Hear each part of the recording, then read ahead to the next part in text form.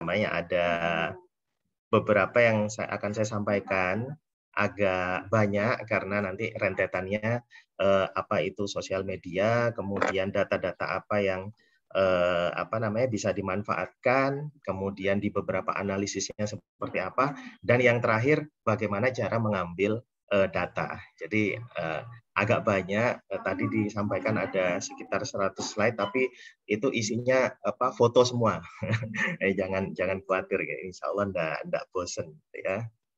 Oke, kita mulai dari apa dunia internet di Indonesia. Jadi kalau di Indonesia, menurut data We Are Social itu di Hotsuite, itu di Januari 2021 total populasi Indonesia itu 274,9 juta. Itu urbanisasinya 57%. Kemudian yang menggunakan koneksi mobile itu lebih dari penduduknya, jadi 125,6%. Nah, yang menggunakan internet dari 274 itu sekitar 73,7%, dan yang menggunakan sosial media secara aktif itu 61,8%. Jadi secara sampling gitu ya, kalau bisa meneliti pengguna sosial media aktif, maka kita bisa mendapatkan populasi 61,8% dari penduduk. Kan cukup menarik gitu. Daripada kita harus melakukan survei secara sensus dan lain-lain.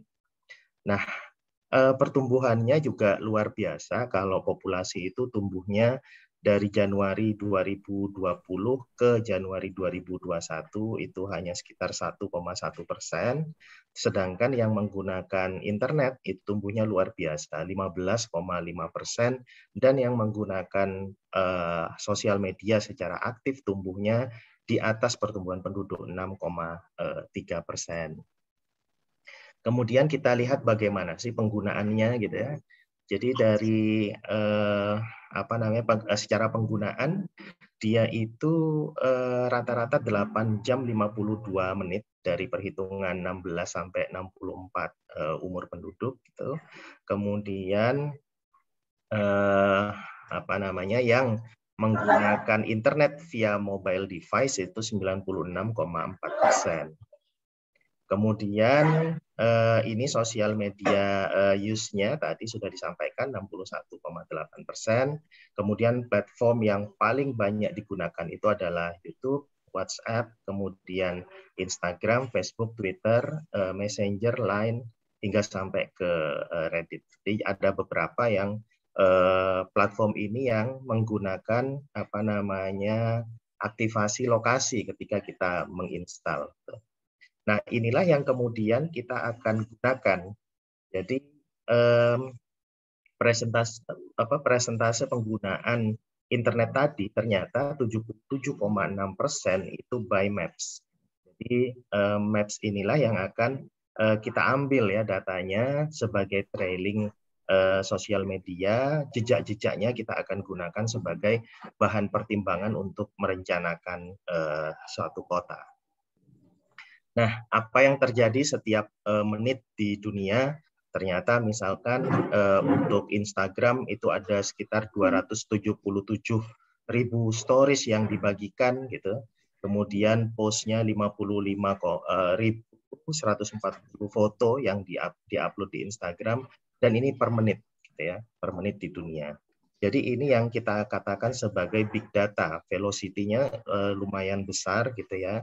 Kemudian big data ini kan berserakan gitu ya. Nah, inilah yang nanti kita akan coba kumpulkan satu persatu, kita akan susun di dalam analisis sehingga nanti kita bungkus untuk menjadi sebuah keputusan untuk pengambilan kebijakan.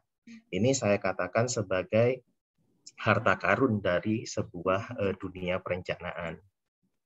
Nah, baik, kita coba akan lihat bagaimana jejak dari sosial media tersebut dalam bentuk kalau saya bilang sebagai sosial media spatial footprints gitu ya. Jadi jejak tersebut bisa berupa titik, bisa jejaknya berupa garis, dan juga bisa berupa gambar. Nah, ini coba kita lihat jejak titik di geotagging Twitter. Jadi ini titik-titik ini adalah orang-orang yang apa namanya nge-tweet gitu ya di Jakarta ini, ternyata secara spasial ketika kita pisahkan antara penduduk lokal kemudian penduduk pendatang di profil-profil mereka, maka kita bisa mendapatkan titik-titik mana yang menjadi tujuan dari pendatang. Artinya titik-titik menarik di suatu kota kita bisa dapatkan. Dari sini misalkan pemusatan yang paling besar, mungkin kalau dari teori estetika kota di elemen citra kota ini bisa menjadi landscape atau beberapa bisa menjadi nodes, kemudian di beberapa jalan di sini bisa menjadi unsur path. Jadi ini yang bisa kita ambil dari jejak titik di geotagging Twitter. Kemudian ada lagi jejak geotagging di Instagram, kemudian Foursquare maupun Twitter. Ini kita bisa lihat ya di Tweetmap di satu kota, misalkan ini di Probolinggo, dan kita bisa tentukan juga di rentang waktu yang keberapa. Ini bisa kita scrap, kemudian kita jadikan sebagai bahan masukan dalam perencanaan kota nantinya. Jadi tidak hanya isinya titik, kalau kita klik di satu titik itu kita bisa mendapatkan uraiannya ya, captionnya, kemudian kita bisa juga mendapatkan fotonya. Jadi ini bisa kita gunakan dan kita olah. Ini jejak titik geotagging di Facebook. Saya coba meneliti jejak saya sendiri di Facebook gitu selama 1 tahun. Ini 1 bulan. Ternyata secara tidak sadar, meskipun kita tidak mengaktifkan fitur lokasi, misalkan di disclaimer-nya dia ternyata ada klausul yang dia bisa merekam pergerakan kita setiap jeda waktu berapa jam atau berapa menit. Nah ini kalau kita download berarti ini untuk 1 orang ya, ini untuk saya sendiri, ini saya bisa menganalisis pergerakan dalam suatu kawasan. Lain lagi kalau kita misalkan download titik-titik ini dalam skala kota, bisa dibayangkan kita tidak usah melakukan analisis matriks origin, destination, dan lain-lain. Cukup dengan data titik geotagging ini kita bisa mendapatkan data pergerakan dari suatu kota. Jejak garis kita bisa dapatkan dari geotagging Strava ya. Jadi mungkin adik-adik banyak ya menggunakan Strava gitu, diaktifkan, maka secara sosial media footprints itu terekam. Jadi jejak garisnya itu bisa menjadi masukan bagi perencana wilayah, kira-kira ini misalkan untuk pejalan kaki, di mana sih tempat-tempat yang paling banyak dilalui oleh pejalan kaki, kemudian wilayah mana yang paling banyak dilalui oleh dan digunakan sebagai jalur pesepeda. Ini bisa kita dapatkan di Strava Labs. Kemudian yang paling banyak ya digunakan di dunia perencanaan itu ada informasi geospasial dari OpenStreetMap. Dari sini kita bisa mendapatkan data fasilitas, kan, kemudian jaringan jalan, kemudian kita bisa mendapatkan data bangunan di beberapa tempat tertentu. Cukup dengan ini saja kita bisa mengolah banyak di dalam dunia perencanaan. Untuk jejak informasi berupa gambar, kita bisa mendownload Flickr ya, Flickr bulk download. Kita ambil misalkan di suatu kota ada apa aja, atau di suatu lokasi itu ada gambar apa saja yang sudah tergeotagging. Ini kita bisa kelompokkan, nanti akhirnya bisa didapatkan impresi dari suatu perkotaan dari hasil gambar. Jejak informasi gambar juga bisa didapatkan di Google Earth, begitu ya. Kalau kita aktifkan Google Map Photos di bagian layer, kemudian ada titik-titik itu kalau kita klik kanan atau kita klik akan keluar gambarnya. Nah, di situ kita juga bisa mendapatkan hal yang sama dengan Flickr. Tapi kalau Flickr berbasis informasi geografis yang tertanam dalam suatu foto, kalau di sini sudah kita bisa langsung dapatkan koordinat geografisnya. Nah, bagaimana pemanfaatan big data dalam substansi rencana detail tata ruang? Ini misalkan kita mulai dari awal. Ini kita melakukan delineasi kawasan ya. Jadi dari suatu kecamatan kita pengen tahu di mana sih perkotaannya di kecamatan tersebut. ini kita bisa mendapatkan dari big data. Jadi big data yang digunakan itu adalah Google Maps, kemudian ada OpenStreetMap yang ini gratis semua ya. Kemudian ada Landsat di Earth Explorer, kemudian ada di ArcGIS Reservice di Dukcapil. Jadi data-data ini sudah kita bisa dapatkan secara online. Nah, dari situ misalkan dari data Dukcapil kita bisa mendapatkan data kependudukan. Jadi kalau data kependudukan itu sekitar ada 30 atribut dalam suatu kabupaten. Kemudian di situ sudah terpecah di dalam desa. Kemudian kalau kita ambil data susenasnya atau potensi desanya, itu luar biasa. Atributnya itu berjumlah 658 atribut. Ini banyak yang bisa kita olah. Jadi yang pertama itu kita teliti, jadi masukkan data dari Dukcapil tersebut, kita olah Local Indicator of Spatial Association atau LISA. Kemudian dari situ kita lihat bagaimana kepadatannya, bagaimana jumlah fasilitasnya, kita lihat apakah di Tegalsari, ini kebetulan di Banyuwangi, Tegalsari yang mau akan kita teliti, apakah terdapat klaster. Ternyata belum ada klaster yang ditemukan. Kemudian dari situ LISA digunakan juga menggunakan bivariat, tadi kepadatan dan ketersediaan fasilitas. Kita lihat di di lokasi ternyata tidak ada yang terbentuk dalam satu klaster. Ternyata, tapi ada 2 desa yang dia terkorelasi spasial dengan perkotaan lainnya, yaitu di Genteng. Jadi secara autokorelasi spasial awal belum ditemukan konsep deliniasi awal dari suatu kawasan. Kemudian kita masuk ke data Google Maps. Jadi Google Maps, kemudian tadi WMS dari Dukcapil Kemendagri, kita convert ke dalam koordinat. Misalkan ini kita ketik misalkan toko di Tegalsari gitu ya. Nanti ini kan akan muncul semua di dalam Google. Kemudian ini yang akan kita scraping, kemudian convert ke dalam koordinat. Kemudian site visitnya kita anggap sebagai bobot, sehingga nanti ditemukan fasilitas mana yang dijadikan banyak rujukan di dalam suatu kawasan. Kemudian kita kernel density-kan. Dari hasil ini, kemudian didapatkan ada 3 pemusatan di kecamatan ini. Ada di bagian Tegalsari, kemudian Dasri, dan Karangmulyo.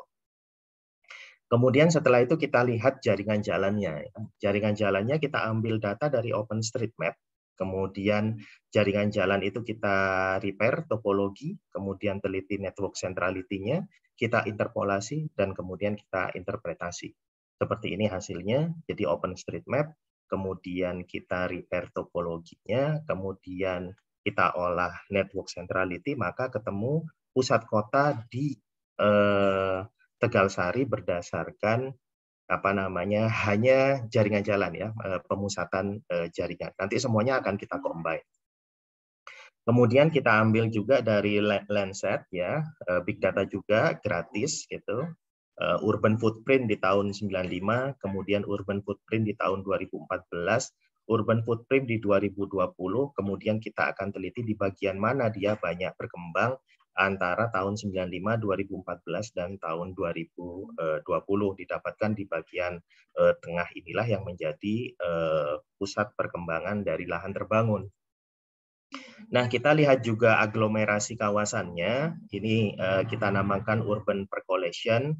Ini kita teliti fraktal dimensionnya. Jadi kalau dia teraglomerasi sejauh 200 meter, maka ada 2 pusat. Kemudian ketika dia berkembang teraglomerasi 300 meter, ada 1, 2, 3 pusat. Sedangkan ketika teraglomerasi sejauh 400 meter, ternyata terbentuk pusat di bagian tengah. Nah, ini kemudian kita simpulkan dari hasil analisis LISA, kemudian pemusatan fasilitas, kemudian tadi pusat spasial jaringan, dan aglomerasi perkotaan didapatkan. Inilah deliniasi kawasan dari sebuah perkotaan di Tegalsari. Jadi saya ulangi, ini belum survei, sudah mendapatkan kesimpulan dari deliniasi. Kita masuk ke dalam tujuan.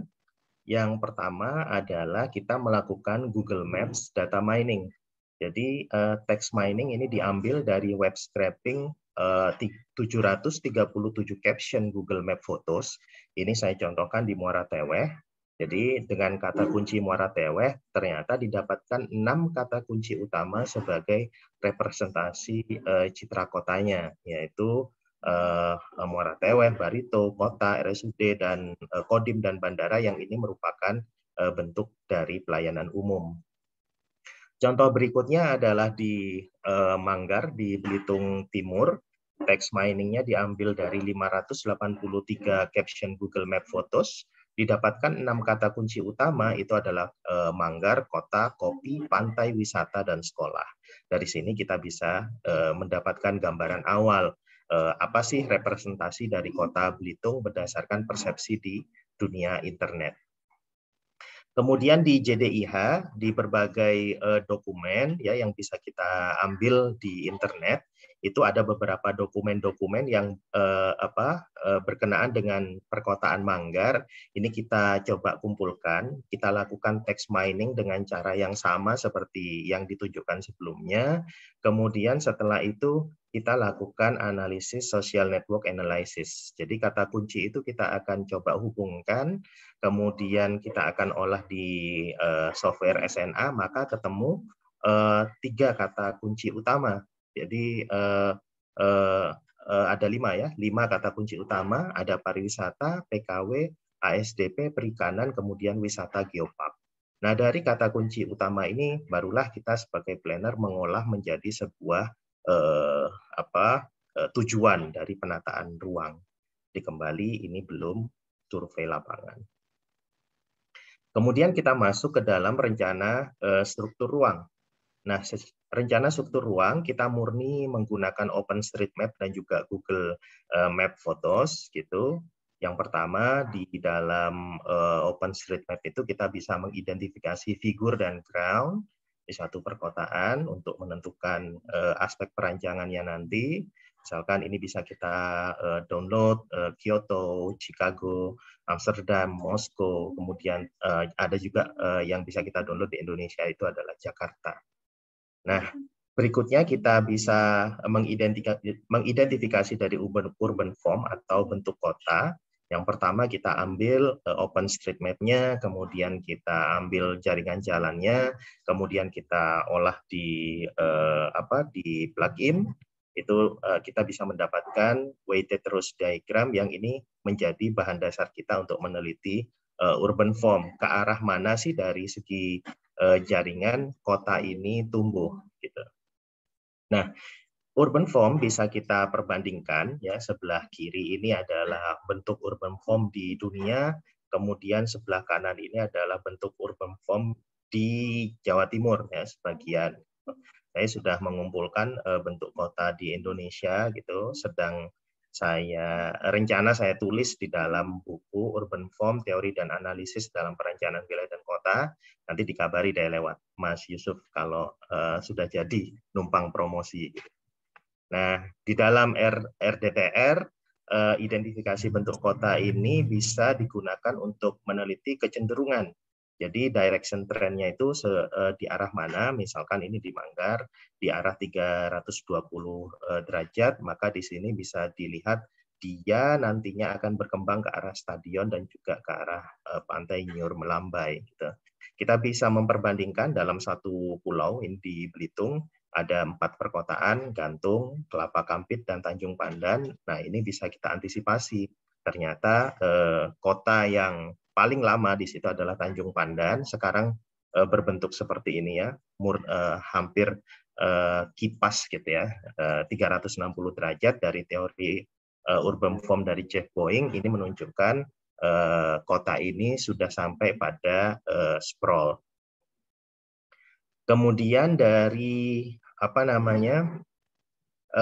OpenStreetMap juga kita bisa meneliti ukuran pusat kota dan juga pusat seperti yang tadi sudah disampaikan di delineasi dari Street Network OSM, kemudian ada Centrality Index, kemudian kita bisa kelompokkan di mana city center-nya, ini di bagian merah, inner fring-nya, outer fring-nya, dan urban shadow zone-nya.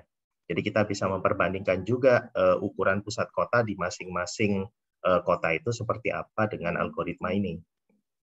Kemudian dari situ kita juga bisa meneliti entropinya. Jadi kita bisa melihat bagian mana yang memiliki nilai entropi yang tinggi, sehingga dia diidentifikasi sebagai lokasi yang paling possible untuk terkena sprawl. Gitu. Artinya di dalam RDTR ini harus kita kendalikan. Gitu ya. Kemudian analisis struktur berikutnya, kita mengambil data fasilitas ya di Google Maps, kemudian kita scraping datanya, data lokasi, rating, dan juga review. Kemudian kita proses geocoding untuk konversi ke data informasi geografis. Kemudian kita akan visualisasikan ya. Nah, yang akan didapatkan adalah pengumpulan di mana pengumpulan titik fasilitas yang mendapatkan review yang paling tinggi, kemudian di mana tarikan pergerakan di suatu perkotaan. Nah, selain Google Maps, kita juga bisa mengambil dari Here Maps API-nya. Di situ sudah lengkap fasilitasnya, mulai dari auto service, business, education, dan lain-lain, shopping, dan juga transportation hubs. Nah, kemudian kita kernel density-kan sehingga kita bisa mendapatkan pusat-pusat dari suatu perkotaan. Jadi, misalkan di Manggar sini ada satu pusat utama, kemudian ada beberapa persebaran pusat-pusat lainnya berdasarkan pengumpulan fasilitas. Nah, dari situ kita coba hubungkan ya pusat pelayanan dengan fasilitasnya tadi. Kita lakukan Kristaller method gitu ya untuk menganalisis wilayah pelayanan yang paling optimum, sehingga di sini kita langsung bisa mendapatkan ketika di smoothing yaitu pembagian blok SWP, kemudian blok, kemudian WP-nya. Nah, ini cara yang sama dilakukan di Kepanjen gitu. Ini ada pengumpulan fasilitas, kemudian di heatmap-kan pengumpulannya di mana. Kemudian ini adalah review berdasarkan data Google tadi. Kemudian kita hubungkan dengan ketetanggaan terdekat. Kemudian kita lakukan Voronoi atau Kristaller method tadi sehingga didapatkan pembagian SWP maupun bloknya di dalam perkotaan Kepanjen. Kemudian titik geotagging sosial media kita juga bisa gunakan untuk mengevaluasi suatu rencana yang sudah ada.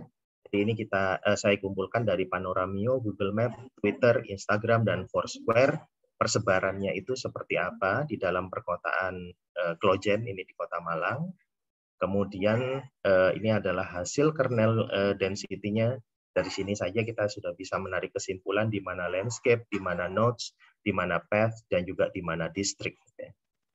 Nah, kita kemudian overlay-kan dengan RDTR mereka. Ternyata memang ada beberapa titik pusat yang tidak sesuai dengan pengumpulannya, pengumpulan titik geotagging-nya. Jadi ada beberapa titik yang miss dari pemusatannya. Nah, ini sebagai bahan masukan kita terhadap perencanaan titik fasilitas ke depan. Kemudian ini juga bisa di-overlay-kan dengan struktur dan jaringan, sehingga bisa didapatkan jaringan yang sudah direncanakan benar-benar merupakan jaringan yang mendapatkan preferensi yang optimal dari dunia sosial, ya, sosial media. Nah, kita masuk ke rencana jaringan pergerakan. Saya ingatkan tadi yang sudah dilakukan itu belum survei, ya. Jadi mengolah dari big data saja. Nah, kita harus akrab ya dengan yang namanya API atau API gitu ya, mau Google Maps, Instagram, kemudian Twitter, kita harus daftar sebagai developernya dan itu gratis gitu ya. Kemudian kita harus akrab dengan API-nya. Dengan kunci kredensial dari API kita bisa mendapatkan banyak data. Misalkan dari Google Maps API-nya kita bisa mendapatkan lalu lintas harian rata-rata. Jadi weekday, kemudian weekend, dan di beberapa jam tertentu yang kita kehendaki. Kemudian dari situ kita bisa mendownload traffic analysis-nya, misalkan satu rute, kita bisa mendapatkan downloadannya, waktu tempuh, kemudian kecepatannya. Ini tanpa kita harus duduk di pinggir jalan ya, melakukan traffic counting dan sebagainya. Kemudian dari situ kita bisa olah ya, bid witness-nya kita jadikan sebagai jalan primer, traveling salesman problem itu menjadi jalan sekunder, kemudian ini bisa menjadi evaluasi dari fungsi jalan di existing. Ini dari data Strava Labs tadi yang sudah disampaikan, pejalan kaki dan jalur sepeda itu bisa kita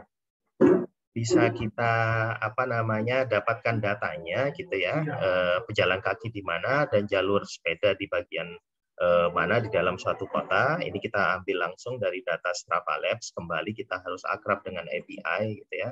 Kemudian untuk perencanaannya ini bisa dilihat di situ volume pejalan kaki ada tinggi, sedang dan rendah. Kemudian dari situ kita bisa membuat rencana rute atau loop jalur sepeda maupun jalur pejalan kaki dari suatu kota. Kemudian satu lagi kita ada rencana evaluasi pelayanan fasilitas ya. Sekarang di pandemi ada konsep 10-minute city gitu, kita bisa dapatkan dari sumber OSM, kemudian Google Maps, titik fasilitas, kemudian kita bisa teliti isokronnya di 5 menit maupun 10 menit. Kemudian dari Big Data Google Maps juga biasanya di dalam perencanaan ketika kita sudah mendapatkan peramalan misalkan satu kota itu direncanakan berapa fasilitas. Biasanya kita sering bingung gitu mau ditempatkan di bagian mana fasilitas yang akan direncanakan ini. Nah, dengan Big Data Google Maps kemudian Space Syntax itu kita bisa menilai di mana sih fasilitas yang akan ditempatkan untuk melayani skala kota, untuk skala kecamatan maupun skala lingkungan. Tentunya kita kemudian adopt dengan kepemilikan lahan, ketersediaan lahan, dan lain-lainnya nanti. Nah, untuk fasilitas juga kita bisa meneliti sentiment analysis ya. Jadi dari data real time Twitter gitu, kita bisa coding misalkan kata-kata yang negatif, kata-kata yang positif maupun kata-kata yang netral, dan kita bisa nanti mendisplay tweets-nya ini di dalam peta secara real time sehingga bisa diketahui fasilitas-fasilitas mana yang sekarang bernilai buruk gitu ya sentimennya atau mana yang bersifat baik. Ini juga salah satu contohnya, kalau ini terhadap RTH gitu. Kemudian ini salah satu contoh terhadap fasilitas tertentu. Kemudian hasil Twitter juga kita bisa kelola di dalam social network analysis, misalkan dari mana sih informasi tentang gempa diperoleh misalkan. Nah, ini bisa kita olah di dalam social network analysis menggunakan data Twitter. Misalkan di sini ternyata data gempa diperoleh dari satu-satunya dari info BMKG di suatu wilayah. Ini bisa kita adopt di berbagai perencanaan. Kemudian terhadap rencana potensi RTH, gitu ya, kita bisa mendapatkan big data dari Global Forest Watch itu mengenai tree loss, kemudian tree gain. Tree loss itu adalah di mana pada beberapa tahapan 2001 sampai 2020 lokasi-lokasi mana yang kehilangan pohon gitu. Kemudian juga di tree gain kita bisa mendapatkan data di bagian mana yang terjadi penambahan vegetasi. Kemudian dari Landsat 5 dan Landsat 8 kita bisa teliti juga untuk kepentingan RTH ini land surface temperaturnya, jadi di bagian mana yang bertambah panas. Kemudian NDVI kita bisa teliti bagian mana yang kerapatan vegetasinya kurang. Kemudian di interpretasi tersebut kita juga bisa mendapatkan tree cover ya, dari suatu wilayah. Nah, kemudian ada beberapa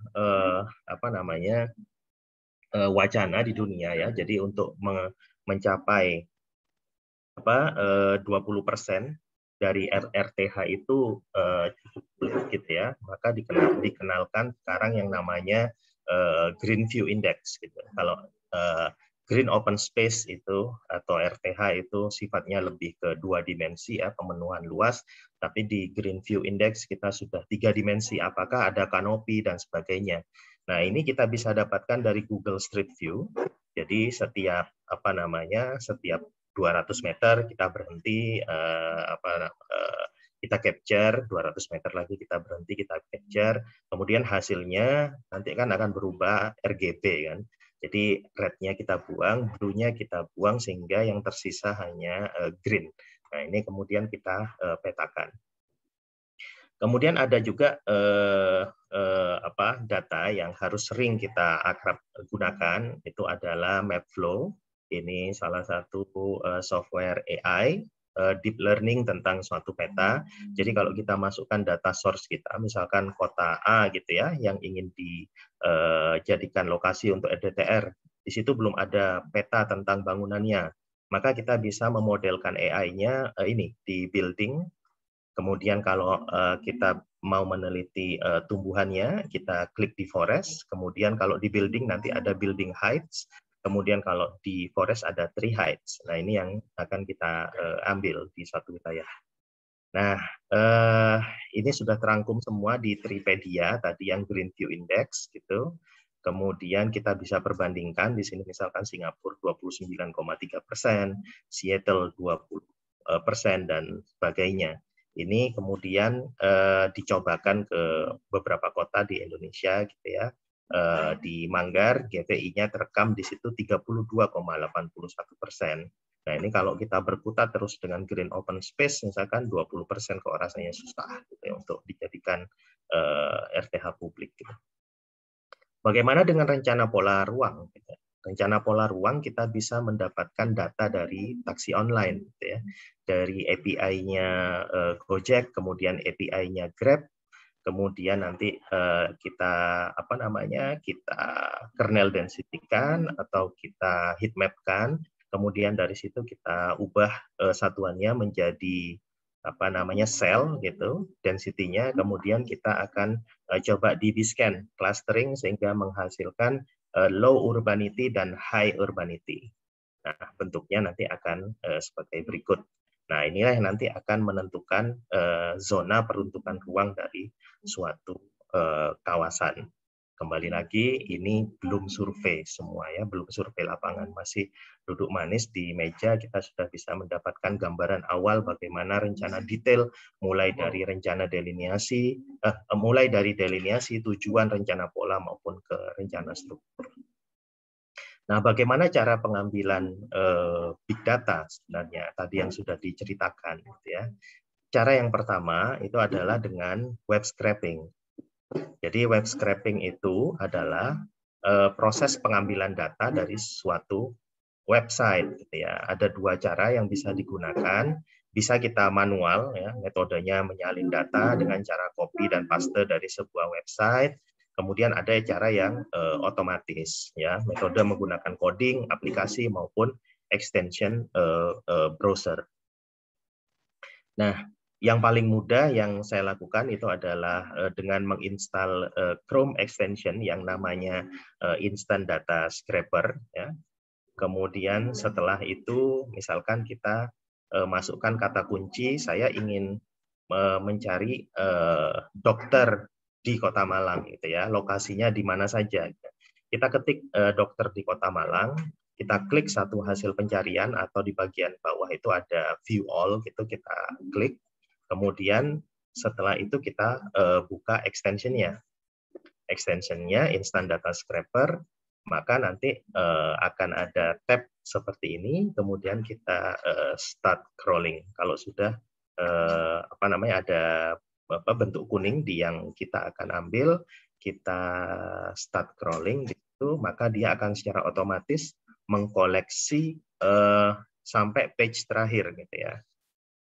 Nah, dari data tersebut gitu, itu di dalam 2 menit itu sudah terkumpul data 258 tentang dokter di Kota Malang.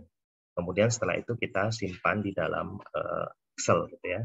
Kalau survei ini sudah berapa lama gitu ya, tapi di 2 menit kita sudah mendapatkan 258 data tentang dokter di Kota Malang.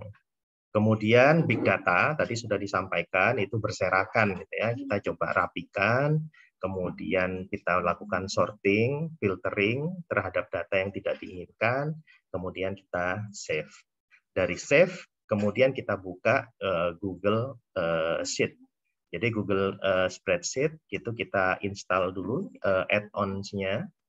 Ya, add-ons-nya itu namanya Geocode by Awesome Table, kita install gitu.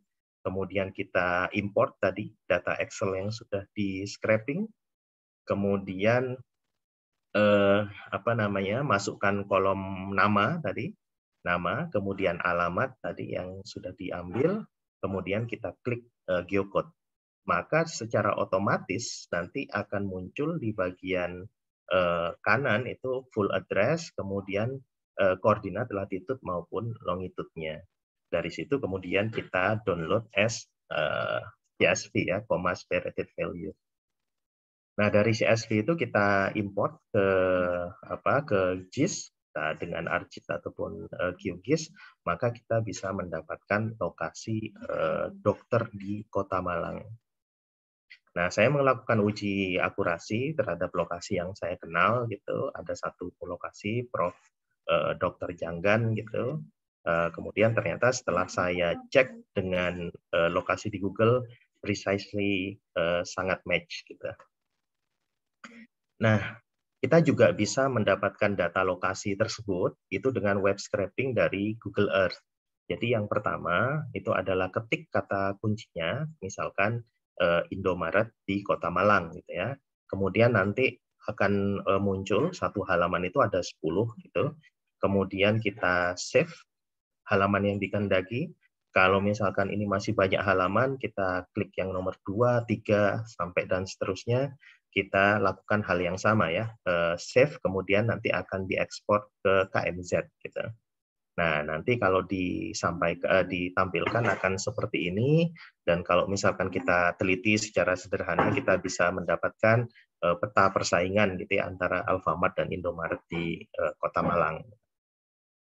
Kemudian web scraping berikutnya adalah di WebGIS ya. Di beberapa kementerian itu mempunyai WebGIS gitu. Ini saya contohkan Kementerian Perhubungan.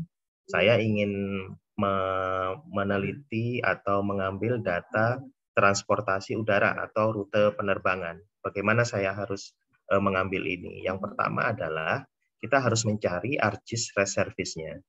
Jadi ArcGIS reservisnya kalau sudah didapatkan, misalkan ini sudah didapatkan, maka kita copy linknya. Kemudian setelah itu kita masuk, kebetulan ini saya menggunakan QGIS, ada ArcGIS Future Service, di klik kanan, New Connection, kemudian kita paste di OR-nya ini, URL-nya. Maka kita bisa mendapatkan rute penerbangan yang tadi. Tanpa kita survei ya ke kementerian, ke kantor, dan sebagainya. Nah, ini adalah list reservis yang bisa digunakan untuk survei online, mulai dari BMKG, BPS, TR BPN, Inaris, Kemen LHK, Lapan, Bappenas, BIK, kemudian Bina Marga, kemudian Dukcapil yang paling banyak digunakan, Kistaru, kemudian beberapa ArcGIS lainnya, ini yang paling banyak saya gunakan. Kemudian ini contoh yang ada di ArcGIS Reservis. Jadi misalkan untuk Dukcapil gitu, ini data yang bisa kita ambil. Jadi penduduk 2017 sampai 2020 itu sudah menurut desa ya. Jadi sudah cukup kuat untuk kita melakukan analisis nanti.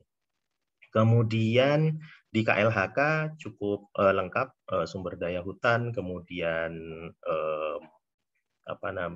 ecoregion, kemudian ada berapa izin lingkungan dan lain-lain ada. Di Bappenas juga data-data cukup lengkap. Nah, berikutnya adalah kita bisa mendapatkan melalui dataset. Jadi di dataset itu untuk Twitter data kita tinggal login ya di Netlytics, kemudian kita klik kata kuncinya itu sudah dapat dan sudah kita bisa olah gitu. Data lokasi maupun data sosial network-nya. Kemudian ada juga di Kaggle gitu, dataset online kita bisa dapatkan di sini. Kemudian berikutnya kita bisa mengambil data data sosial media atau data-data lainnya dalam kerangka big data itu di dalam plugin QGIS. Jadi misalkan di Gephi ada plugin Twitter Streamer Importer gitu. Kalau di QGIS ada Quick OSM juga. Kemudian di QGIS ada Flickr Metadata Downloader. Nah, selain itu kita bisa juga menggunakan API atau Application Programming Interface gitu. Kita daftar saja ya menjadi developer di berbagai platform. Nanti di situ melalui Python dan sebagainya kita bisa mengakses API-nya, kemudian kita bisa mendownload data-data di dalamnya. Saya kira itu Mas Yusuf yang bisa saya sampaikan. Kurang lebihnya mohon maaf. Assalamualaikum warahmatullahi wabarakatuh.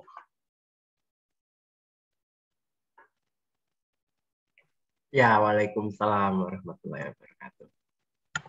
Oke ya, baik. Ya, selanjutnya adalah mungkin akan kita lanjutkan dengan sesi diskusi ya dan tanya jawab. Mungkin ini banyak sekali Pak Firman yang teman-teman yang mungkin tanya-tanya, gitu. Bertanya-tanya, burning questions, burning questions. Jadi karena ini begini Pak, ini teman-teman ini sekarang sedang kelas studio ya, jadi mereka itu momennya juga pas karena itu kemarin mungkin Pak Putu Rudi kesannya mungkin agak dadakan ya. Baru juga presentasi kapan hari kok langsung ini diminta gitu ya. Ini karena beliau berpikirnya momennya pas. Jadi adik-adik ini masih di minggu-minggu awal sedang mempersiapkan untuk survei data gitu ya. Nah, ini dengan adanya informasi-informasi tambahan ini ya semoga bisa menjadi pengayaan untuk strateginya adik-adik mendapatkan alternatif-alternatif data sembari juga mungkin mencoba survei lewat instansi gitu ya. Oke, ya, di jadi mana, mungkin di mana lokasinya, Mas Yusuf? Ya, karena kita sedang pandemi, kita mungkin nggak pengen yang terlalu jauh, jadi kita pakai Surabaya saja. Oh iya, Surabaya malah lengkap datanya. Lengkap sekali mestinya ya, karena dia perkotaan yang cukup besar. Oke, baik. Mungkin untuk di tahap awal ya, waktu menunjukkan 9.53, kita masih lama sekali. Jadi jam 9 sampai jam 10, 10 sampai 11 kemungkinan ya. Nah ini silakan mungkin 3 penanya dulu, silakan mungkin barangkali adik-adik ingin bertanya. Saya klik partisipannya. Oh, ada 120 partisipan. Wow, luar biasa. Banyak sekali ya. Ya, baik. Silakan mungkin siapa yang ingin bertanya?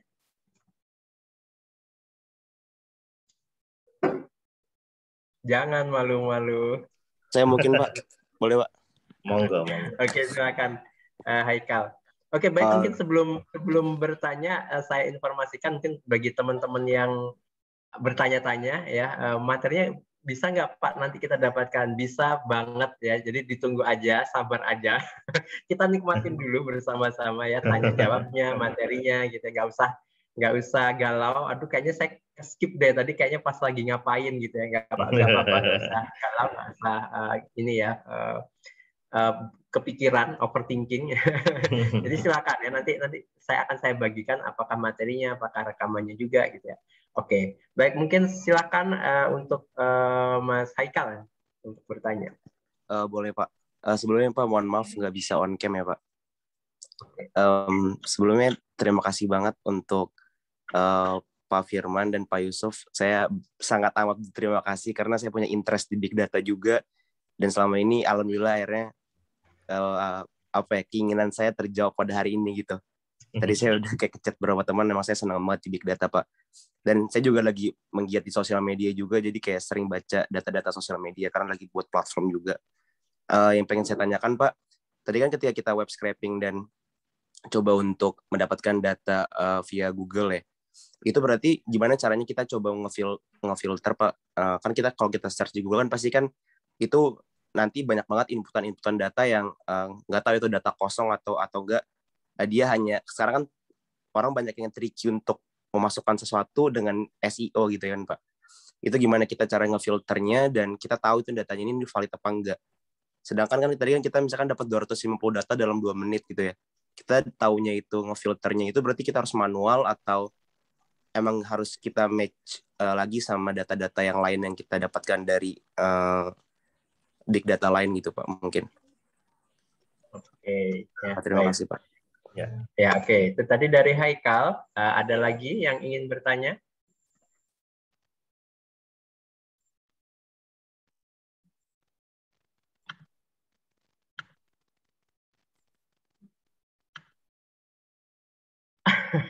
Mungkin ini ya. Oke, ada Kandi Maharani. Oke, sebentar akan saya accept. Maaf Kandi, could you raise hand again?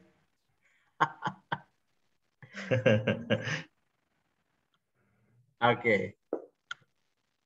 Oke, I continue. Oke. Haikalnya saya oke. Oke, Pak. Mungkin kan ya. sebelumnya terima kasih atas presentasinya. Menarik sekali materi hari ini karena mungkin ini sangat terkait dengan kami ya, sangat relate dengan mahasiswa PWK sekarang yang sangat terdampak dengan pandemi. Biasanya kami harusnya survei karena tidak bisa otomatis big data ini tentu sangat membantu kami dalam survei seperti itu, Pak.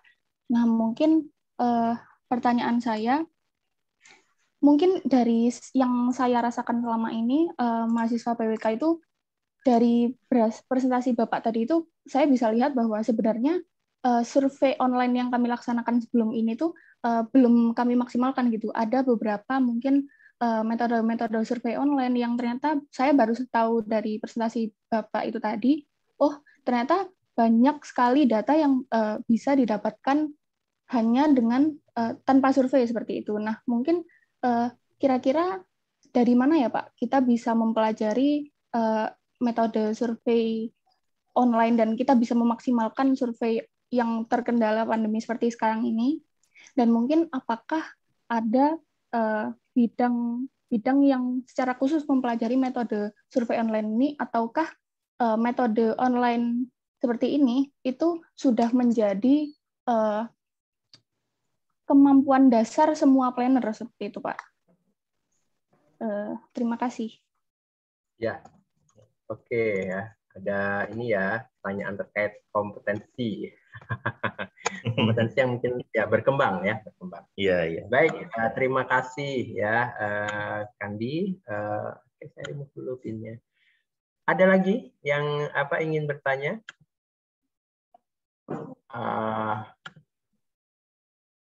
Dua penanya dulu. Ada lagi sebelum ditanya Pak? Sebelum dijawab Pak Firman. Oke ya, mungkin seperti itu dulu. Nanti selanjutnya mungkin bila ada yang bertanya ada kesempatan selanjutnya ya. Mungkin kalau saya review tadi Mas Haikal adalah gimana nih caranya kita kalau mensiasati data-data yang dibikinnya hanya untuk keperluan SEO aja untuk mencapai rank di dalam hasil search yang paling tinggi gitu ya. Jangan-jangan nanti hasilnya paling tinggi tapi dilihat datanya zonk gitu ya. Iya. Oke, terus kemudian bagus ya ini ya. Terus kemudian ada Kandi yang dia melihat ini adalah sebagai sebuah opportunity yang bagus ya untuk menjadi added value dalam proses mencari data ya. Karena mungkin sejauh ini yang dimaksud sebagai data online itu pemaknaannya adalah berbeda gitu ya di dalam kacamata teman-teman PWK. Mungkin juga memahami tadi itu sumber-sumber data online, mengolahnya dari API ya, itu mungkin belum familiar. Nah ini kira-kira gimana nih caranya kita untuk mengeksplor lebih besar gitu ya, lebih luas lagi sumber-sumber tersebut. Kadang-kadang mungkin kita nggak ngerti kalau tadi nggak dikasih tahu sama Pak Firman. Dan barangkali nanti gimana nih sejauh sepemahamannya Pak Firman tentang kompetensi ya. Jadi kompetensi anak-anak PWK nih berkaitan dengan data online ini kira-kira seperti apa ya implikasinya terhadap keprofesian misalkan. Oke. Iya. Mungkin seperti itu apa Pak Firman, silakan. Iya. Oke. Bisa dijawab dan ditanggapi. Oke, baik. Terima kasih Mas Haikal, kemudian Mbak Kandi. Jadi memang tadi sudah disampaikan big data itu berserakan gitu ya.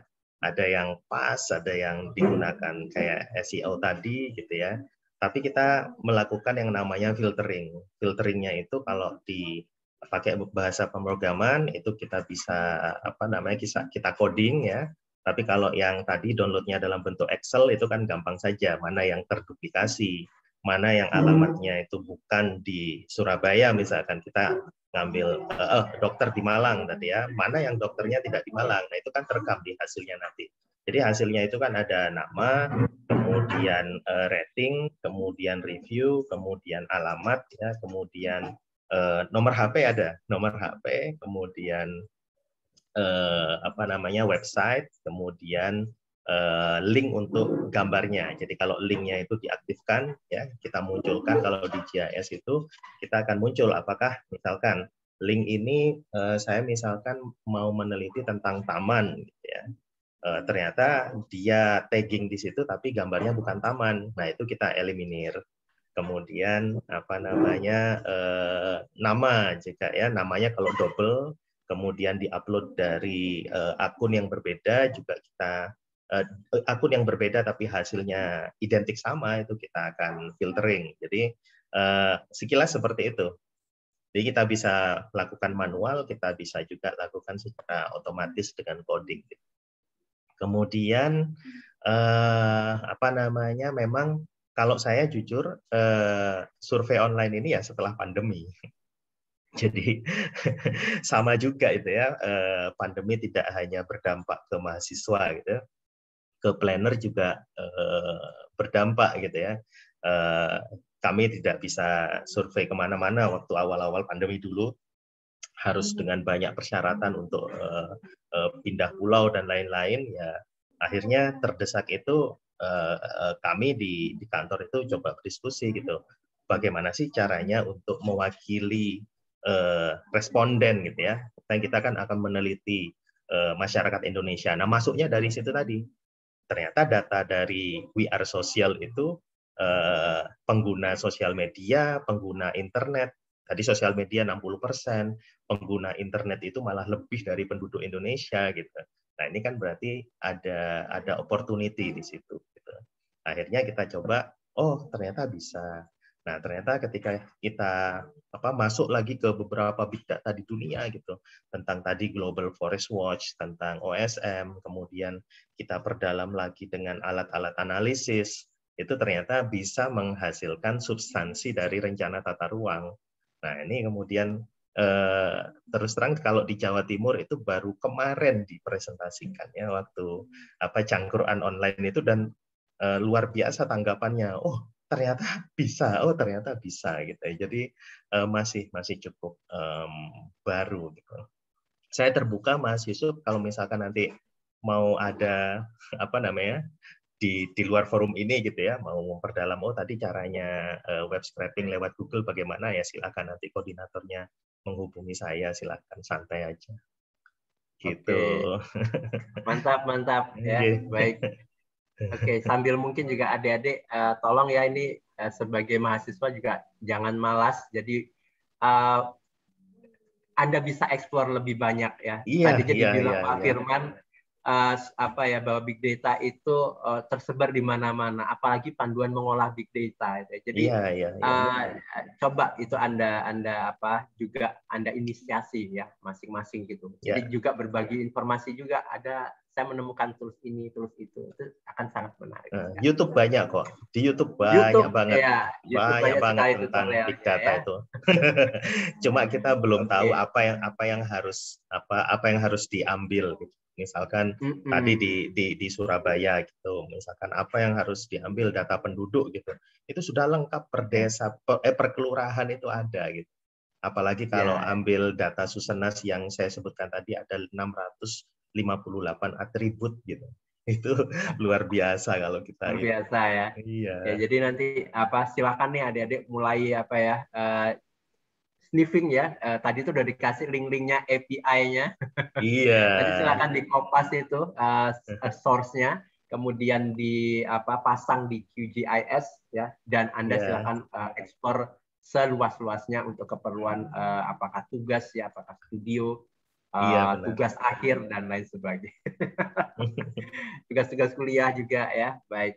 Oke. Baik, tadi itu adalah untuk sesi pertama tanya jawab ya. Mungkin ini ada yang dapat inspirasi dari tanya jawab yang pertama. Barangkali ada lagi nih, ada yang pengen tanya-tanya. Ini menarik banget loh. Coba. Tadi ada siapa ya? Oh ya, ada ini teman-teman dosen ini Pak Firman, ada yang on and off gitu ya. Itu ada juga tuh yang komen-komen, aduh aku nggak bisa ini ya, nggak bisa ini sesinya nanti ini dong dibagikan ya materinya. Jadi siap, boleh. Saya siap bagikan begitu ya, sambil nanti ya betul ya, artinya pembelajaran itu akan terus berkembang begitu. Iya, Cesario, silakan Cesario, coba akan saya pin ya Anda. Ya, silakan. Oke. Ya baik, sebelumnya terima kasih banyak Pak Firman Afrianto dan Pak Yusuf atas ini ya kesempatannya. Mungkin saya izin bertanya, ada 2 pertanyaan sih Pak. Yang pertama itu terkait dengan penyesuaian dengan adanya arahan untuk analisis yang dilakukan. Misal dari PP 21 2021 kan ada berbagai analisisnya kan. Nah, sebenarnya kalau dari apa yang saya tangkap itu di web scraping ini kan cuma mengambil data ya Pak. Tapi sempat juga disebutkan tadi ada analisisnya seperti centrality index, kemudian ada analisis yang lain. Nah, itu seberapa match antara dari yang mungkin tadi Bapak jelaskan dengan arahan yang diarahkan dari PP-nya itu Pak. Kemudian yang kedua terkait dengan ini Pak. Tadi kan kalau saya tidak salah tangkap ya Pak, itu banyak menggunakan QGIS ya Pak untuk sebagai basic-nya. Nah, itu apakah juga bisa dilakukan di mungkin software yang lain, misal ArcGIS atau yang lainnya? Mungkin kurang lebih itu. Oke ya. Oke, pertanyaan berkaitan dengan ini ya, compatibility. Iya. Ya, apa? Ya, oke. Saudara dari Cesario ya, silakan. Barangkali ada yang ingin bertanya lagi. Good question juga ya, berkaitan dengan compatibility. Karena mungkin familiarnya adik-adik itu apa ya, mungkin udah kadung dengan ARC ya. Oh iya. Jadi iya, mungkin iya. agak ini kagok gitu kalau harus ini pindah platform ke Q. Tapi ini ya Pak Firman ya, mungkin dari segi kekayaan plugin dan lain sebagainya, QGIS Ya, lebih benar. kaya ya mungkin ya. Iya, ya. Nah, Mungkin kalau pendapat saya itu, kalau untuk hanya analisis gitu ya, itu saya rasa powerful itu QGIS. Tapi Q, kalau ya. pemetaan secara umum mungkin ArcGIS lebih bagus. Ya. Okay. Iya. Ya silakan sambil nanti adik-adik ini juga pelajari juga dua-duanya lah ya. Oke. Baik, setelah Cesario ada lagi kah yang ingin bertanya? Ya. Ada lagi? Oke, mungkin kita jawab dulu dari pertanyaannya Cesario ya, Mas ya. Iya, iya. Oke. Yang pedoman nih. Ya, jadi data-data yang tampil tadi ya di PPT itu RDTR-nya kementerian semua. Jadi kalau ditanya apakah ini sesuai dengan PP ya, mereka lebih sesuai dengan PP dan ini terbaru di tahun 2021. Jadi baru saja kok Mas Cesario gitu saya bisa tahu bagaimana cara scraping gitu ya. Kemudian kalau alat-alat analisis sudah banyak digunakan, nah kita gabungkan, kita coba kenalkan ke kementerian. Ternyata kementerian juga oke-oke aja gitu. Malah mempersempit waktu gitu ya. Jadi OSS itu kan untuk RDTR ini kita diberikan waktu hanya 3 bulan gitu ya, dari masa analisis sampai ke run perkada. Nah, ini bagaimana cara kiat-kiatnya untuk mencapai itu? Nah, salah satunya adalah analisis awal itu harus kuat. Nah, salah satunya adalah lewat big data tadi. Kemudian yang kedua apa tadi ya? Lupa. Oh, yang QGIS gitu. Ya, ya. ya. Jadi saya izin share screen ya. Nah, ini tampil nggak ya? QGIS gitu ya, kita masukkan di, oh bukan yang ini kayaknya. Saya share screen-nya aja, biar kelihatan. Nah, jadi misalkan ini saya ambil di apa namanya data Susenas ya 2019. Kemudian saya tarik ke sini gitu. Kemudian di layer ini akan tampil ininya. Kemudian kalau kita double klik, kita pengen lihat apa namanya. Nah, kita lihat field-nya ini luar biasa gitu. Jadi ada ini jumlah keluarga bukan pengguna listrik dan lain-lain, taman kanak-kanak, keberadaan sungai, keberadaan bank sampah, sampai ke apa data-data yang sangat detail itu ada di sini. Waktu tempuh ke beberapa fasilitas gitu ya, dan ini jumlahnya 655 atribut gitu ya. Nah, ini bisa kita ini. Jadi pekerjaan juga ini wira swasta gitu, pedagang, ini sopir di suatu desa itu kelihatan. Dari sini saja kita sudah bisa mengolah banyak gitu. Dan ini sama dengan yang ada di BPS gitu. Karena ini dari induknya kan, dari Dukcapil, Kemendagri. Jadi apa itu sebagai gambaran gitu ya, itu hanya di Dukcapilnya saja. Di data-data lainnya banyak sekali tentang RDTR ini. Misalkan tentang jaringan jalan gitu, tentang apa Bina Marga, PLN, PDAM saya belum tahu ya, belum pernah ini. Jadi semuanya lengkap ada di sini. Jadi kan luar biasa menghemat waktu kita untuk survei. Ya, betul. Jangan-jangan nanti mungkin juga memang PDAM mungkin dalam waktu-waktu ke depan semua BUMN dan BUMD arahnya semoga ke sana ya, Pak ya. Oh ya. Tapi meskipun Sehingga, tidak ada web GIS-nya gitu, tapi kita kan ada website-nya kan. Website-nya itu kita bisa web scraping dengan cara yang instant data scraper tadi. Ya. Ya. Baik. Oke ya, seperti itu ya teman-teman ya. Cesario dan juga teman-teman. Jadi udah dikasih tadi itu spoilernya ya. Iya. how easy you can access those data gitu ya. Jadi akan sangat menarik sekali begitu. Oke, kemudian silahkan ya. Waktu 10.13 masih cukup panjang sebetulnya. Kalau misalkan masih ada yang ingin bertanya lagi, adakah yang ingin masih bertanya? Faiz, oke baik, sebentar Faiz ya. Iya, ayo Faiz, silakan Faiz. Oke, terima kasih atas pertanyaannya. Dengar ya suara saya? Jelas. Ya, saya Faiz. Mau tanya beberapa hal. Yang pertama, gini, saya pernah sih dulu nyoba ngambil data di webnya Inaris ya, pada PPT, dengan metode yang mirip gitu. Nah itu pada saat itu pertama kali saya mencoba itu pas itu disarankan sama dosen saya pas itu, coba kamu buka ke webnya Inaris untuk cari data kebencanaan. Habis itu saya explore banyak gitu, saya buka-buka gimana cara ngambil datanya gitu. Pas itu masih awal-awal banget ya, awal banget masih belum ngerti gitu. Dan kalau nggak salah ketemu kayak apa satu tombol gitu yang akhirnya lari ke link apa tadi API link API-nya tadi gitu. Nah, dan tadi kan Bapak juga menampilkan bahwa ada link API yang mana cukup tinggal diklik di situ kan berarti bisa langsung ke explore gitu. Nah, yang jadi pertanyaan saya itu bagaimana untuk itu kan kalau misalnya kita sudah tahu link API-nya gitu, baru bisa ngeuprek-uprek gitu.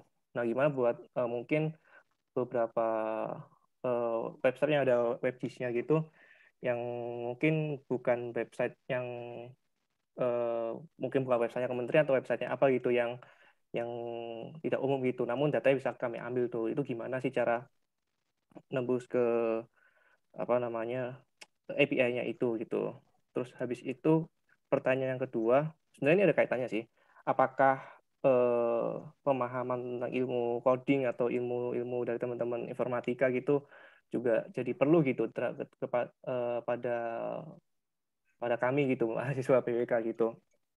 Kira-kira pengaruhnya seberapa jauh gitu antara kami mempelajari ilmu coding atau informatika dibandingkan dengan tidak gitu. Meskipun tadi Bapak sudah mencontohkan ya tadi ya, beberapa hal tanpa ilmu coding pun juga bisa gitu. Namun balik lagi, apakah ilmu coding itu menjadi suatu hal yang benar-benar berpengaruh atau apa namanya nggak begitu juga gitu.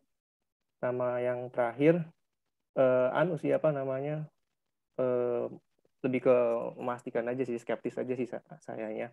Kan biasanya kalau data-data di situ kan biasanya data kementerian kan berarti kan senasional ya, yang mana skala petanya kan senasional gitu. Apakah yang mana kan akan kami gunakan untuk ya kadang-kadang kan nggak mungkin ya kami rencana satu nasional kan, pasti kan untuk skala yang lebih kecil gitu, ya skala yang lebih mungkin tingkat kota atau tingkat perkotaan gitu dan seterusnya.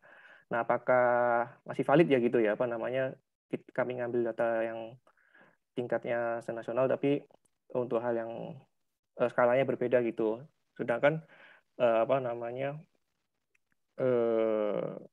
saya dapat input itu dari dosen saya, kadang-kadang nggak bisa gitu beda skala gitu langsung kayak di overlay gitu ataupun gimana gitu. Nah, mungkin ada sedikit penjelasan dari Bapak. Itu sih. Terima kasih. Ya, oke. Baik. Ya, baik Pak Is, terima kasih pertanyaannya. Oke ya. Tadi ada sesi pertama itu ada 2. Ini 2 juga. Tapi terpisah ya, agak lama Pak Is baru nanya. Oke. Ada lagi yang baru ya. Oke, mungkin sekalian. Tadi sudah saya catat boleh. Pak Firman, jangan takut lupa. Saya ingetin lagi. Kasih Pak aja dulu. Oke, ada Fandi Idrus. Oke, sebentar saya akan pinnya dulu. Fandi Idrus. Ya, silakan Fandi untuk bertanya. Ya, baik. Terima kasih Pak Yusuf dan Pak Firman Afianto atas materinya tadi ya. Jujur saja saya tadi amazed banget Pak dengan materi yang sudah disampaikan tadi. Saya tuh sampai bingung harus mau bertanya apa gitu Pak. Jadi saking amazed-nya. Oke. Jadi tadi kan sudah dijelaskan ya beberapa kelebihan dari big data ini dalam dunia perencanaan. Cuma saya sedikit penasaran Pak dengan kira-kira kekurangan apa ya yang ada di big data ini, karena kita bisa lihat big data itu kan terdiri dari tiga hal gitu, ada volume, ada velocity, sama variety tadi kan ya, dimana volume kapasitasnya besar, kemudian kecepatan transfer data itu juga diperhitungkan dalam big data ini Pak. Jadi yang saya ingin tanyakan itu gimana sih antisipasi dari kita untuk meminimalisir kekurangan dari big data ini Pak. Mungkin itu saja. Terima kasih, Pak. Ya, oke ya. Baik.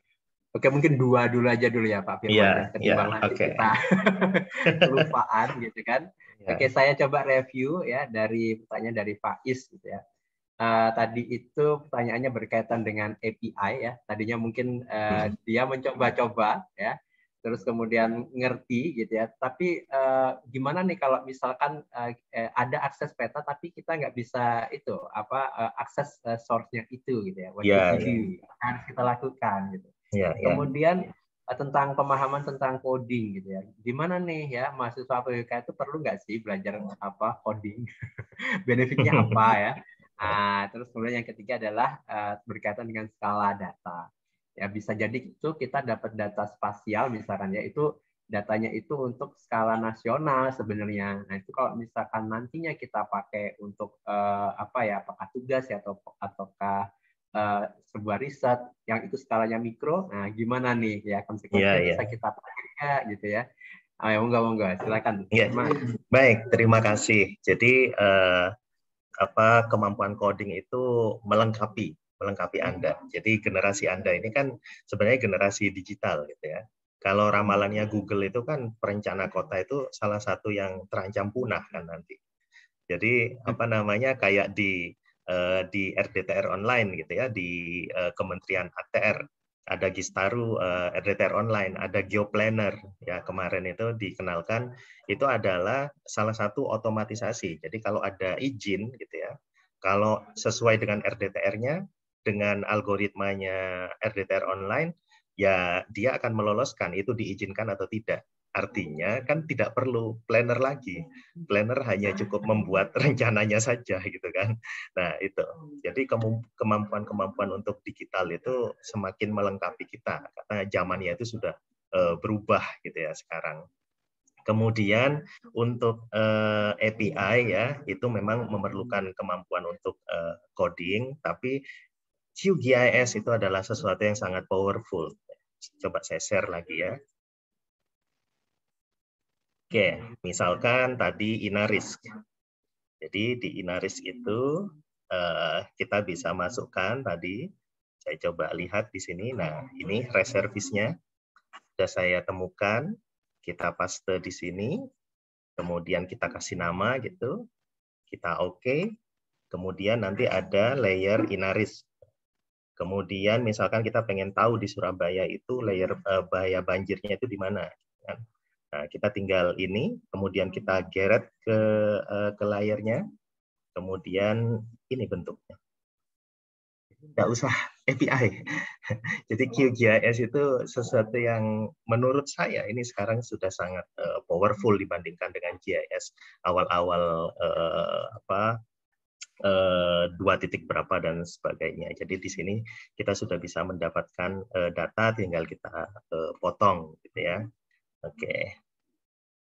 Kemudian apa namanya tadi Mas Fandi gitu. Apa ya Mas tadi lupa. Mas Yusuf apa tadi? Yang kedua yang dari Mas Fandi. Iya, iya. Jadi ini apa berkaitan dengan ini kekurangan ya dalam pemanfaatan siap. data. Jadi itu mungkin advantage-nya udah kerasa gitu, tapi apakah ini perlu kita ini ya menjadi nomor satu gitu. Oke. Jadi kekurangannya tadi celahnya. Jadi ada sekitar 40% yang tidak tercover oleh sosial media. Kemudian ada sekian persen yang tidak tercover dengan internet, itu kekurangannya. Jadi kalau misalkan di kota gitu, di Surabaya, kita kalau memanfaatkan big data cukup banyak yang bisa kita peroleh. Tapi begitu ke Pegunungan Bintang gitu ya, di Papua gitu, yang internet itu bukan internet,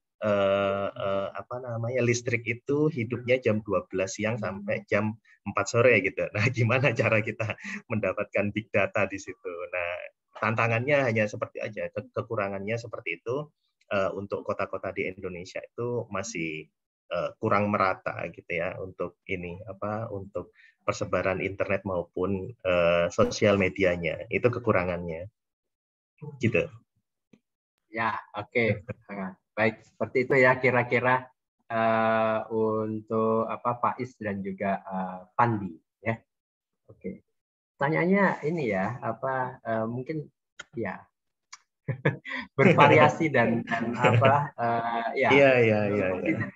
dengan mungkin apa yang mereka hadapi saat ini.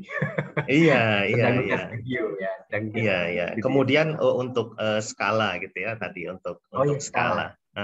Jadi sekarang sudah semakin detail gitu ya yang disediakan. Jadi misalkan data internet spot berapa itu, spot 6 atau 7 sekarang kan sudah terbuka mulai dari awal sampai 2015 gitu. Nah, ini kan menurut saya untuk tinjauan awal itu sudah luar biasa gitu. Kemudian data yang tadi itu kan lingkupnya sampai sudah desa gitu ya. Jadi menurut saya untuk melakukan sebuah analisis spasial sudah cukup. Karena memang nggak ada di Indonesia sampai data RW RT itu nggak ada, adanya cuma sampai desa kelurahan. Ya. Gitu. Oke. Jadi memang mungkin ini ya ada keterbatasannya juga. Dari kedalaman pun mungkin ke depan dengan dengan semakin tingginya juga mungkin Pak requirement dari seorang atau tupoksi seorang ketua RT dan RW. Iya. Mungkin mereka bisa upload sendiri. Iya, benar Data itu itu. API ya, sehingga akan menjadi lebih lengkap lagi puzzle atau kepingan-kepingan yang saat ini mungkin belum bisa kita jumpai. Oh ya, satu Tapi lagi mungkin nanti. Data itu juga kan ada yang crowdsource gitu ya, jadi kayak OSM gitu. Kalau Anda ada studi apa gitu ya, jalan atau bangunan gitu, Anda upload di OSM itu juga bisa berguna untuk teman-teman yang lain. Itu sekarang sistemnya ya. Iya. Ya, itu adalah juga wawasannya tentang crowdsource. Jadi sama-sama saling membantu untuk keperluan peta. Ya, itu ininya itu semboyannya QGIS. Open source, semua bisa mengakses gitu. Ya, baik. Oke. Adakah lagi yang ingin bertanya? Tadi ada 2 sesi sudah. Bila masih ada yang bertanya, akan saya buka sesi yang ketiga untuk penanyanya. Ini ada berapa ya? Ada, mungkin barangkali ada nama-nama yang saya familiar. Oke. Ya, banyak sekali ya, sampai ke bawah ada 117-an mahasiswa. Tadi awal ada 120 dengan kita, Pak. Jadi ya, karena kita kelasnya ada 4 ya, ada 4 kelas. Oh, iya. Satu kelasnya kurang lebih ada 30-an sekian. Jadi kalau dikalikan 4 ya kurang lebih segitu, 120-an. Tapi masih ini kan, masih beruntung angkatan ini masih sempat ketemu kan dulu ya. Awal-awal. Belum pernah ketemu? Sudah sempat sih. Oh, sudah sempat ya. Sudah sempat, iya. Oke, apakah ada yang nge-chat ya? Coba. Oh, oke. Tidak, bukan. Baik, seperti itu waktu menunjukkan 10.27. Apakah ada lagi yang ingin bertanya? Oke ya, baik. Mungkin nanti silakan ya kalau misalkan ada yang butuh kontaknya Pak Firman, boleh japri ke saya. Nanti misalkan Pak, kita mentok nih nggak dapat di YouTube, nggak dapat ini, boleh ya, silakan nanti. boleh. Pak Firman nggak apa ya Pak ya? Nggak apa-apa. Kemarin itu ada bimbingannya Bu Karina, namanya Mas Raga ya. Nah, dia meneliti tentang big data, itu sempat intens ke saya selama berapa bulan itu. Oke, mantap sekali. Iya. Saya cuma tahu namanya, tapi nggak tahu orangnya.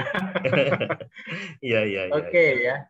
Baik, seperti itu. Oke, sebelum kita akhiri mungkin ya kuliah tamunya, mungkin barangkali semuanya bisa on cam untuk mungkin kita berfoto dalam bentuk galeri. Oke. Ya, ada 5 ya, ada 5 page, nggak apa-apa ya. Untuk page yang pertama akan saya capture. Oke, barangkali semuanya bisa on cam dulu. Ini juga buat nanti ini ya, laporan saya kepada departemen. Oke, saya capture ya untuk page yang pertama, 1, 2, 3. Ya, oke. Untuk yang pertama sudah. Sorry.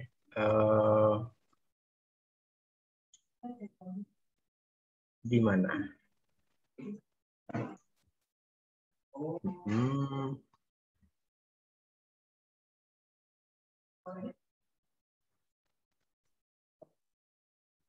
Ya, oke. Ya, yang pertama, terus kemudian untuk page yang kedua akan saya screenshot. Oke, screen yang kedua sudah. Terus untuk slide yang ketiga akan saya screenshot juga.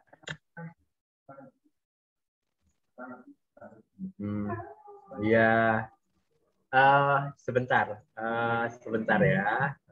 Akan saya mute.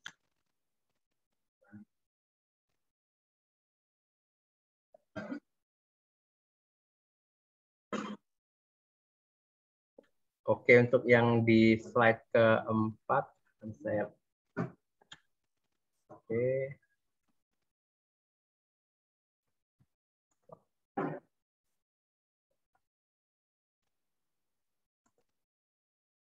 Ini slide yang terakhir.